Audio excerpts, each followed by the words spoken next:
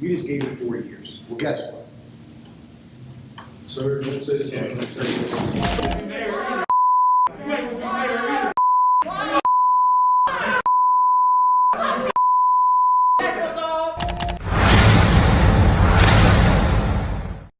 Criminals Unleashed. Welcome back to Criminals Unleashed. Today we have an electrifying episode in store for you. Get ready to witness the most viewed courtroom moments of all time. From shocking revelations to jaw-dropping verdicts, these courtrooms have seen it all.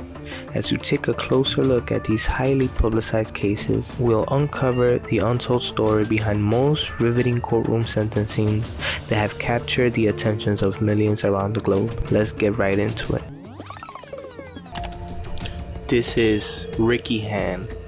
He was facing multiple robbery charges in Ohio. Ricky had been on a robbing spree, hitting local stores at night and running off with some extra cash. But his luck will come to an end when he tried to rob John's drive-thru. In this footage, we can see the store owner closing for the night, but little did he know that Ricky Han was walking around the building armed. As Ricky approached the door, he was greeted by the owner, who was armed, and began firing shots to scare Ricky off. After this failed attempt, the owner called the police to inform them that there had been an attempted robbery that resulted in a man getting shot. 911 emergency. Yeah, this is John's drive-thru, West Main Street. A guy just tried to rob me and I shot him. He ran out the back door. Okay, is he injured? I think I hit him. It took a few days for Ricky to admit himself to a hospital to treat the bullet wound he got from the altercation. It was then that the police interrogated him about that night. I did try to rob John's drive-thru. He got shot 3 times. I did the crime, I ain't gonna lie. I just wanted to live. When the case was taken to trial, Han was sentenced to 40 years in prison. The reason for this lengthy sentence is because prosecutors were able to prove that he was responsible for a string of robberies. Han lost it when he heard that he was being sentenced for 40 years. And this was his unforgettable reaction. Did you just give me 40 years? Sir? Yes. You just gave it 40 years. Well, guess what? Sir, don't say something.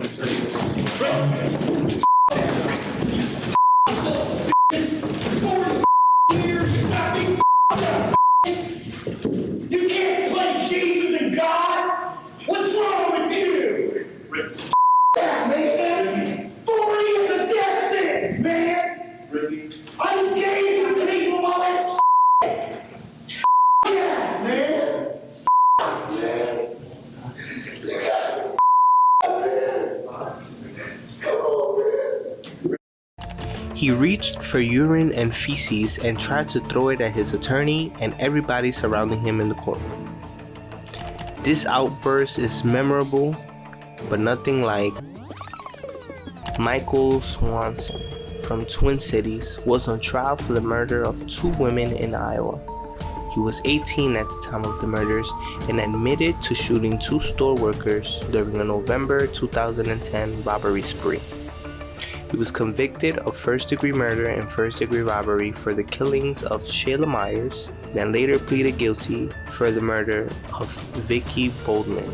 During the sentence, families made impact statements about how the death of their loved ones affected their lives. Rhonda Myers, Shayla Myers' daughter, stated that her mom was her best friend and couldn't get over the fact that she was not here anymore. Jilly Baldwin, Vicky Boldman's daughter, attacked Swanson during the second hearing and labeled him a coward for killing her mother. I want to know if you're even sorry. Are you sorry for what you did? My mom was not only completely 100% innocent, but she was also a defenseless woman when you came in with that gun. You said you did it for cigarettes and money and so no one could identify you, but I think that's a lie. You did it, as you later said on, that it was so you could feel powerful. How could killing a defenseless woman in an outright execution be powerful or fair? My mom did nothing to you. Swanson had ran into the store, demanded cigarettes and money, then shot Vicky in the face. During the hearing, Swanson was seen smiling multiple times, but the judge quickly shut him down, telling him that his demeanor was unapologetic for the situation. Blooded murder, young man.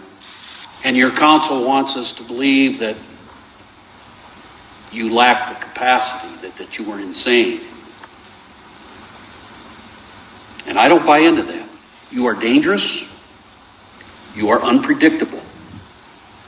And there is no place for you in an open, law-abiding society. Prison for the rest of your life is the only alternative. And the court intends to follow through. Swanson was sentenced to life in prison for both killings. He also had to pay $150,000 in reparations to the Myers family.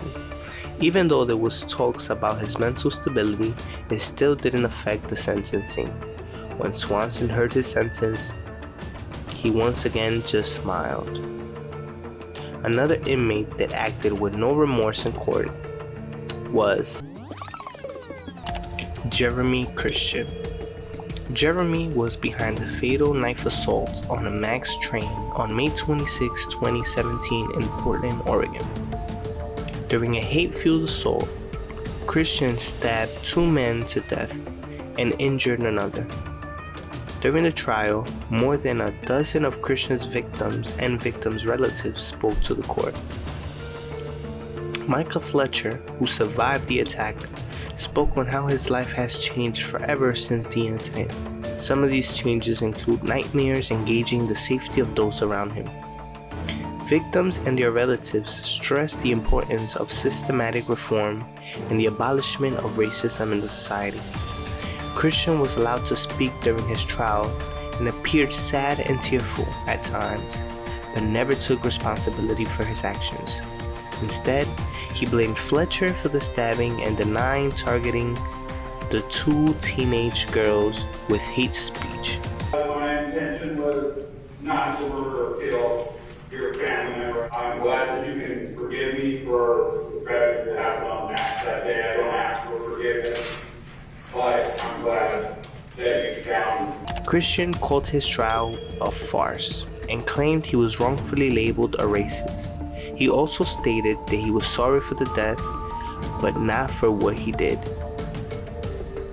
Christian was stopped from entering the courtroom later after threatening one of the victims. Although his attorney argued that the max sentence he can receive was life in prison with a 30-year minimum, the judge felt otherwise. Christian was sentenced to 2 consecutive life sentences, one for each of the first-degree murders, plus an extra 25 years for other offenses, such as the attempted first-degree murder on Fletcher and other hate crimes and assaults. Christian did not show no reaction to the sentence, as he encouraged the judge and threatened one more of the victims for her choice of words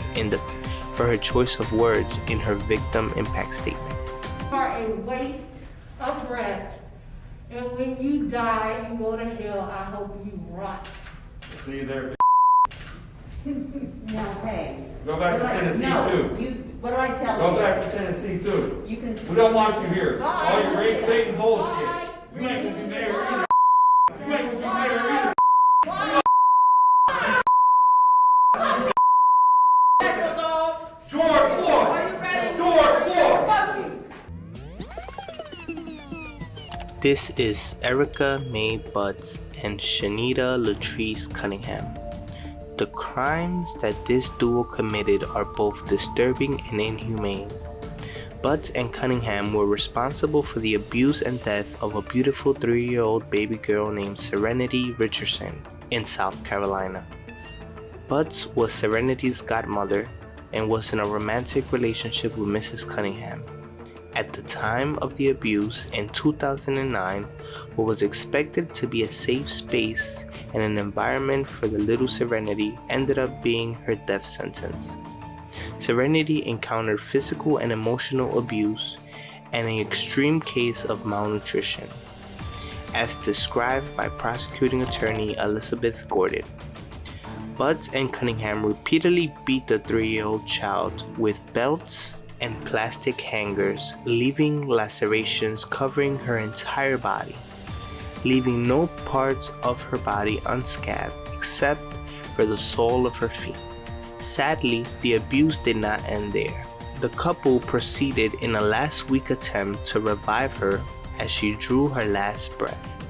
They poured bleach down her nose and placed her in an ice bath.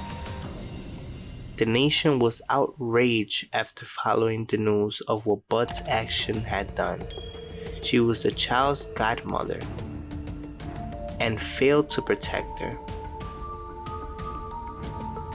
She was the child's godmother and failed to fulfill her obligation. Butts and Cunningham pleaded guilty to the charges and were sentenced in 2011 to life in prison without the possibility of parole. Wait until you see their reactions as the judge announced their sentence.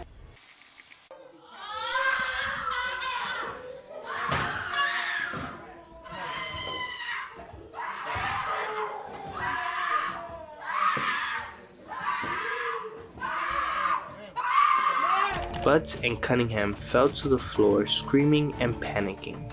A similar reaction to Seth Welch and Tatiana Ferrari. This is Seth Welch and Tatiana Fusari, who are facing charges for the first-degree murder in Michigan for the death of their daughter, Marianne Welch. Welch and Fusari were the parents of 10-month-old Marianne. Police reports say that the child died of malnutrition and dehydration due to neglect. On August 2, 2018, Child Protective Services had been in previous contact with the family. THC was found in their oldest son at the time of birth. Marianne was 10 months old and only weighed 8 pounds at the time of her death. Her parents refused to receive medical treatment due to religious reasons and clear distrust of the medical system. The family home was found to be inhabitable and unhygienic during the initial investigation, with signs of insects and mold. The doctor that performed the autopsy confirmed that Marianne suffered from chronic malnutrition caused by withholding food and water. Seth called to 911, revealed that he had no remorse for the death of his daughter. In court, the prosecutor made sure to highlight all the facts and how truly neglectful the parents were. And don't tell me you didn't intend that because you didn't get her little tush out of that crib. You left her in there. You ignored her because she was an inconvenience. The couple was charged with felony homicide murder on August 2018. In 2020, Seth Welch was convicted of life in prison without parole. In 2021, Tatiana Fusari testified that her husband was abusive and that she was not allowed to take the baby to the doctor. Very angry with me. He smacked me across the face and he told me that he knows he said, you know what the I think about doctors.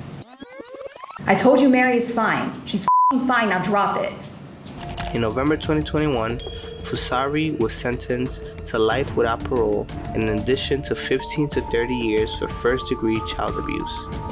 When the judge pronounced their sentence, this was their reaction.